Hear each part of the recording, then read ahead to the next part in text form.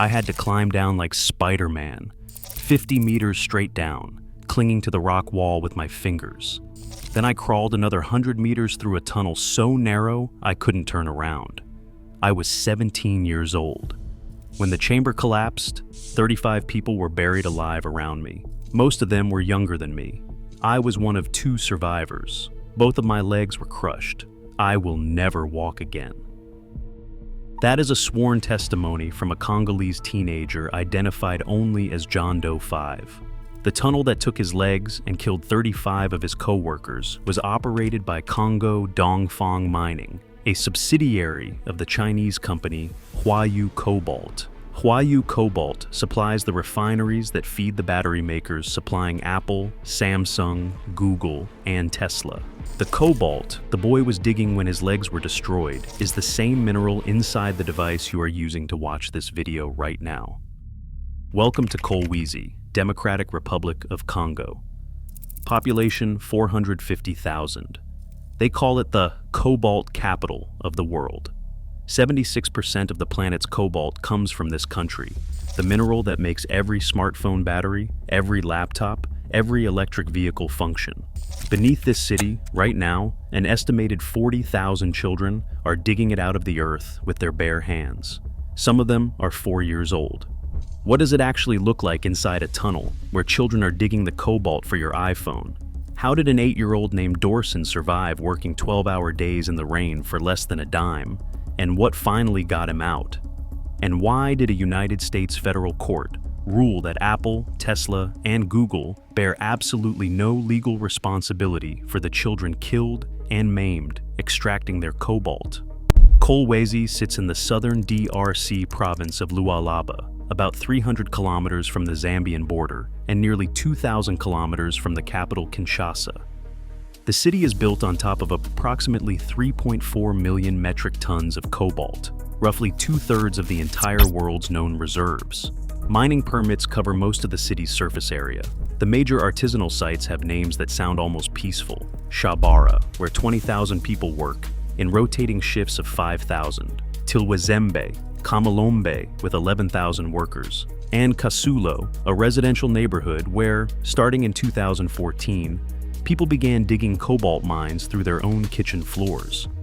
The Kasulo phenomenon started when a resident reportedly discovered cobalt-rich ore while digging a pit latrine. Word spread.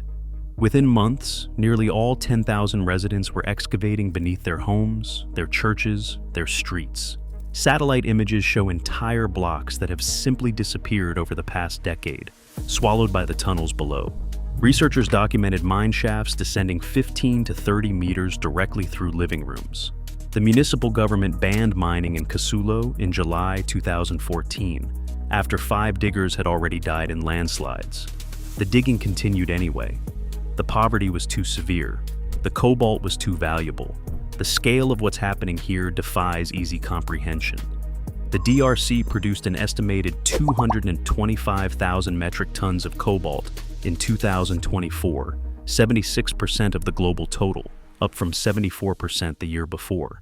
Between 150,000 and 255,000 artisanal miners work the deposits, and approximately 40,000 of them are children.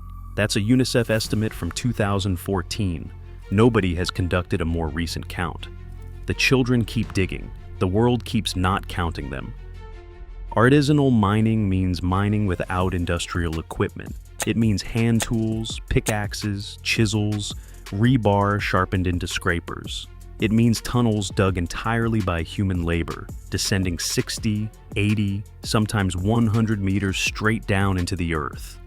This is what makes these tunnels different from any other mining operation on the planet. None of them have structural supports. None of them have ventilation shafts. None of them have rock bolts or safety equipment of any kind. They are holes in the ground, held together by nothing but luck and gravity. And when that luck runs out, everyone inside dies. The children serve specific functions in this system. Their small bodies can fit into narrow passages that adults cannot enter. They work as human mules, carrying bags of ore weighing 30 kilograms or more up ladders and through tunnels, earning 10 to 15 cents per trip. They sort rocks. They wash cobalt in streams and ponds, standing in toxic water for hours. A 2022 United States Department of Labor study found that 84% of artisanal cobalt workers have no protective equipment whatsoever. No masks, no gloves, no hard hats. The same study found that 63% had been injured or made sick by their work. At artisanal sites specifically, that number rises to 72%. The money these workers receive is almost incomprehensibly small. Adult miners average $8 per day. Children earn $1 to $2. In the Democratic Republic of the Congo, the minimum wage is $3.50 to $5 per day. A living wage is estimated at $15.78.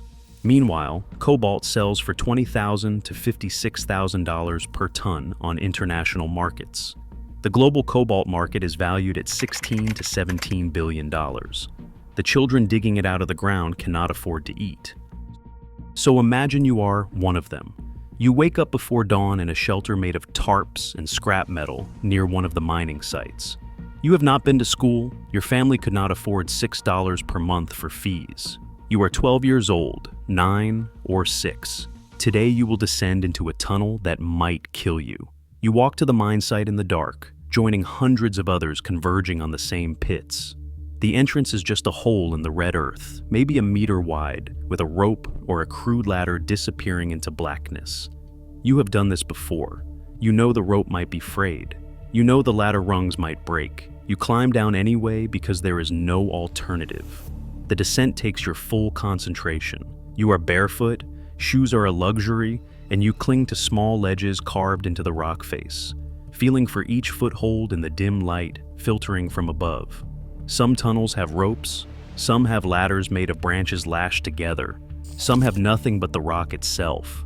One miner told Amnesty International that sometimes the rope cuts and people fall, 50 meters down, 60 meters. The light from the surface becomes a pale disc above you, then a dot, then nothing. At the bottom, horizontal tunnels branch off in multiple directions, following the veins of heterogeneous ore.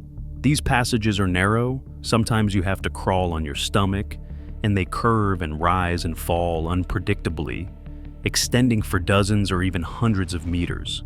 The air is thick with dust. If you are lucky, someone has brought a generator to power a fan. If you are not lucky, you breathe the dust until your lungs give out. Cobalt dust causes a condition called hard metal lung disease. It also causes cancer, but those are long-term problems, and down here, long-term is a luxury. You fill sacks with ore, drag them back to the main shaft, tie them to a rope so they can be hauled to the surface. You do this for 12 hours, sometimes 24. The only light comes from headlamps when batteries are available, or from candles, or from nothing at all. You work in the dark by feel, by sound, by the texture of the rock against your fingers.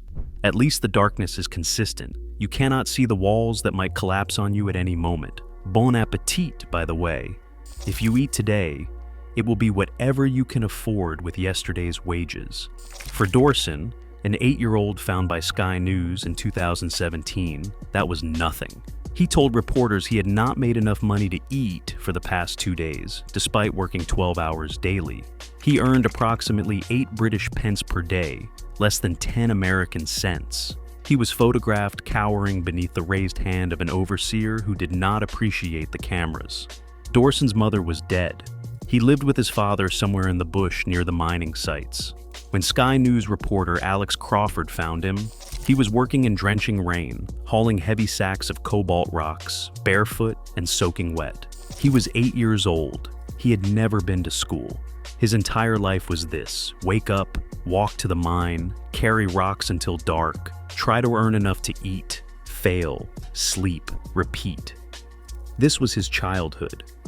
But Dorson got something that almost none of the 40,000 children in the cobalt mines will ever get. He got seen.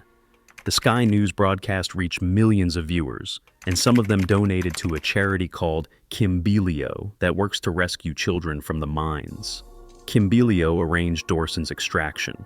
Today he lives in a church-supported children's home. He attends school for the first time in his life. He is one of the lucky ones. Zeke Swaze was 11 years old when CBS News correspondent Deborah Pata found him in 2018. He was an orphan. He had never set foot in a classroom. He spent his days washing cobalt ore in blistering heat to earn money to support his grandmother, who could not work because of a bad leg. Zeke said he would see the other kids going to school, and he would look at them. Just look. Watching other children do the thing he could not do. Learning was something that happened to other people, people whose parents had not died, people who did not have to choose between school fees and food. After the CBS broadcast, viewers donated through the Good Shepherd International Foundation. Zeke and his 3 siblings now attend school. Another rescue. Another exception. Another child saved while thousands more remain underground, invisible, unfilmed, unnamed. The rescue stories are the ones that make the news. The death stories usually do not, but the death stories are more common. On July 2nd, 2019, at a mine operated by Congo Dongfang Mining near Musonoi, a chamber collapsed without warning. 35 people were buried alive. Most of them were 17 years old or younger. There was no rescue operation. The bodies were left underground. No company faced consequences. No executive was charged. The mine continued operating.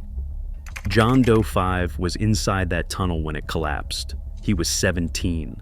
He had climbed down 50 meters, the height of a 15-story building, clinging to the rock face with his fingers and toes, as he put it, Spider-Man. Then he crawled another 100 meters through a horizontal passage to reach the ore deposit. He was surrounded by other miners, most of them teenagers and children, when the earth shifted and the ceiling came down. 35 people died in seconds. John Doe 5 survived only because of where he happened to be standing. He was one of 2 survivors, but survival is a relative term. Both of his legs were entirely crushed in the collapse.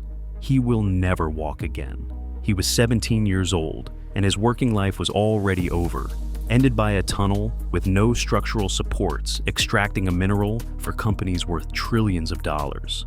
The tunnel had no supports. Neither did the legal system. In December 2019, international rights advocates filed a federal lawsuit against Apple, Alphabet, Google's parent company, Dell, Microsoft, and Tesla. The plaintiffs were 14 Congolese families, representing 5 children killed and 11 severely injured in cobalt mining accidents. The lawsuit alleged that these tech giants knowingly benefited from and aided and abetted the cruel and brutal use of young children based on their documented knowledge of conditions in the mines that supplied their cobalt. The evidence was extensive. Amnesty International published its landmark report titled, "This is What We Die For," in January 2016. The report traced cobalt from artisanal mines through the supply chain to 16 multinational brands. The companies knew. They had known for years. They had issued statements expressing concern. They had joined initiatives with names like the Fair Cobalt Alliance, and children kept dying. John Doe 1 was 15 years old when he fell into a tunnel at the Lokmalo B5 mine on September 15, 2016. He was working as a human mule, carrying bags weighing 30 kilograms of rocks for 10 to 15 cents per trip. He fell 5 to 6 meters and hit the rock floor head first. His spine was broken in 3 places. He is completely paralyzed from the chest down. He will never walk again. John Doe 7 was 16 when he was shot. He worked at the Mashamba East mine, where access was controlled by the Democratic Republic of the Congo Presidential Guards. The guards took a cut of everything the miners extracted. On June 25, 2019, John Doe 7 suggested keeping some cobalt to sell directly rather than surrendering everything to the guards. Without warning, a guard shot him in the back. The bullet entered through his back and exited near his left armpit. The guard was never held accountable. John Doe 7 survived, but he carries the bullet's path through his body as a permanent reminder of who really controls the mines. The tech companies responded to the lawsuit with a defense that was elegant in its simplicity. They said they did not actually buy cobalt from these mines. They said they buy from refiners, who buy from processors, who buy from traders, who buy from the mines. Their relationship with the supply chain was merely an ordinary buyer-seller transaction. They argued they were too far removed to be held responsible. On March 5, 2024, the United States Court of Appeals for the District of Columbia Circuit agreed. The court ruled that purchasing an unspecified amount of cobalt through the global supply chain is not participation in a venture under federal anti-trafficking law. The case was dismissed. 5 dead children, 11 maimed, and the companies that profit from their suffering walked away without paying a cent. This outcome was predictable if you understand how the supply chain actually works. And the people who understand it best are the researchers who have spent years documenting it. Siddharth Kara is a Harvard researcher whose 2023 book, Cobalt Red, became a Pulitzer Prize finalist. He has visited the mines repeatedly, spoken with workers at every level of the system, and traced the path cobalt takes from tunnel to smartphone. His conclusion is unequivocal. There is no wall between industrial and artisanal production. That is an utter fiction. Here is what he means. Artisanal miners extract ore and sell it to local traders called negociants. The miners have no leverage in these transactions. They cannot independently verify the weight or purity of what they are selling. One miner explained, when you bring the product to a buying house, they will force the price on you. And if you do not agree, they will ask you to leave. The negociants aggregate cobalt from hundreds of miners and sell it to Chinese-owned processing facilities, most prominently Congo Dongfang Mining, a wholly owned subsidiary of Zhejiang Huayu Cobalt. At this point, artisanal and industrial cobalt are mixed together, literally dumped into the same piles, processed in the same facilities, exported in the same shipments. There is no way to disaggregate them. The cobalt from a hand-dug tunnel where children died last week is chemically identical to the cobalt from an industrial operation with safety protocols. Once it is mixed, it is mixed. The supply chain is designed, intentionally or not, to make tracing impossible. From CDM's processing plant near Lubumbashi, the cobalt moves to Huayu Cobalt's refinery in China. From there, it goes to cathode manufacturers who sell to battery makers like KATL, LG Chem, Samsung SDI, and Panasonic. Those batteries go into products made by Apple, Samsung, Tesla, Microsoft, Dell, Google, and virtually every other electronics manufacturer on Earth. Chinese companies control approximately 80% of DRC's cobalt output and 68 to 80% of global cobalt refining. The entire system flows through China. What Kara calls the greatest injustice of slavery and child exploitation is not an accident or an aberration. It is the foundation of the modern technology economy. Your phone, your laptop, your electric car, all of it runs on cobalt, and most of that cobalt runs on children. The tech companies have announced reforms, of course. Apple proclaimed a goal of using 100% recycled cobalt by 2025 and claimed 99% achievement in 2024. But recycled cobalt does not address the sourcing of new cobalt entering the market, and demand for new cobalt is projected to nearly double by 2030. Tesla participates in the Fair Cobalt Alliance and various blockchain traceability pilot programs. International rights advocates calls the alliance a bogus company-controlled initiative and a mere public relations ploy. In late 2025, international rights advocates filed a new lawsuit against Tesla under District of Columbia Consumer Protection Law, alleging deceptive practices regarding cobalt sourcing. The European Union adopted its Corporate Sustainability Due Diligence Directive in June 2024, requiring large companies to identify and mitigate human rights impacts across supply chains, with penalties up to 5% of global turnover. Then, in February 2025, an omnibus package narrowed liability to first-tier suppliers only, meaning companies are responsible for the practices of their direct suppliers, but not for what happens deeper in the supply chain. The critics were right to call this a fundamental weakening. The worst violations happen at the deepest level, where children dig cobalt with their hands. That level is now explicitly excluded from corporate liability. So, how do you actually survive working in a cobalt mine in the Democratic Republic of the Congo? The first rule is never to work alone in a tunnel. Have someone on the surface who knows exactly where you are and can raise an alarm if you do not come back. This will not save you if the tunnel collapses. Nothing will. But it might mean your body gets recovered instead of left underground forever. The second rule is to listen. Experienced miners claim they can hear warning sounds before a collapse, creaking, shifting, a change in the acoustic quality of the tunnel. Whether this is true or a superstition is impossible to verify, but in a place with no safety equipment, superstition is all you have. The third rule is to avoid the deepest tunnels. The deeper you go, the more rock is pressing down from above, the more likely something will give way. The richest ore deposits are often the deepest, which means the highest paying work is also the most likely to kill you. Every descent is a calculation. How much do I need to eat versus how much do I need to survive? The fourth rule is to accept whatever price the negotiants offer. Arguing gets you nothing but enemies. The buying houses control access to the market. If they blacklist you, you cannot sell your cobalt at all.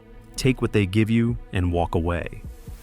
The fifth rule is to disappear when authorities appear. When cameras show up, when officials visit, the children are chased away quickly. Everyone knows child labor is illegal. Everyone knows it happens anyway. The children who survive are the ones who learn to become invisible on command. The sixth rule is the only one that actually works. Save enough money to escape. The miners who truly survive are the ones who get out entirely. Find a non-governmental organization, find a charity, find any path that leads away from the tunnels. For Dorson and Zeke, that path was a foreign television crew and viewers who donated money. For the vast majority of the 40,000 children still underground, that path does not exist. But here is the truth nobody wants to admit. In the cobalt mines of the Congo, survival is not a skill, it is luck. The tunnels do not care how careful you are. The collapses do not discriminate. The only people who truly survive are the ones who find a way out. And for most of the 40,000 children down there right now, that day may never come.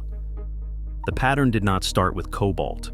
The same provinces, the same people, the same extraction.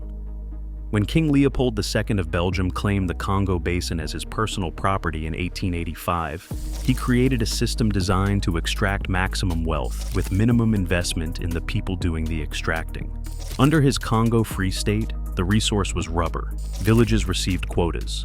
Women and children were held hostage to force compliance. Soldiers were required to produce a severed human hand for every bullet they used, as proof that the ammunition had not been wasted on hunting. Villages that resisted were destroyed. Some administrators decorated their gardens with severed heads. Historians estimate that between 1.2 million and 10 million Congolese people died. International outcry eventually forced Belgium to annex the colony in 1908, but the fundamental relationship never changed. Resources were extracted, profits exported, and Congolese people were left with the dangerous work and almost none of the money. The Democratic Republic of the Congo has an estimated $24 trillion in mineral reserves. 75% of its population lives on less than $2.15 per day. On January 29, 2026, 4 days ago, a landslide at the Rubaya Coltan mine in North Kivu province killed more than 200 people. Miners, children, market women. The site was controlled by M23 rebels. In November 2024, at least 32 people died when a makeshift bridge collapsed at the Kalando cobalt mine in Lualaba province. Security forces had fired their weapons, causing panic. The bridge gave way under the weight of fleeing miners. These are not anomalies. These are Tuesday. The global demand for cobalt is projected to nearly double by 2030, driven primarily by electric vehicles, technology marketed as essential to fighting climate change. In 2021, electric vehicles overtook smartphones as the largest driver of cobalt demand. The green transition, the clean energy revolution, the future we are building to save the planet, all of it depends on a mineral extracted by children working in conditions that researchers describe as modern slavery. The courts have ruled that the companies profiting from this system bear no legal responsibility for it. The regulations designed to create accountability have been systematically weakened before they could take effect. Right now, somewhere beneath Kolwezi, a child is climbing down a rope into darkness. maybe 7 years old, maybe 12, maybe 4. The tunnel has no supports. The air is thick with dust. The walls could collapse at any moment. And the cobalt that child will dig today, if that child survives today, will travel through traders and processors and refiners and manufacturers until it ends up in a device that someone, somewhere, will use to read about ethical consumption. The device you are watching this on contains cobalt. The question of what that means, and what, if anything, you are supposed to do about it, does not have an easy answer. Maybe there is not one. Stay safe, stay informed, and keep surviving.